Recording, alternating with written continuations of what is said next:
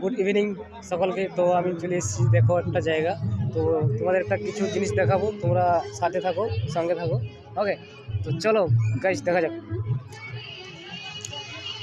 অম্বিনগর রাজবাড়িতে মেলা বসে গেছে আমাদের, তো তোমরা আসতে পারো। আর একটা জিনিস দেখাচ্ছি তোমাদের।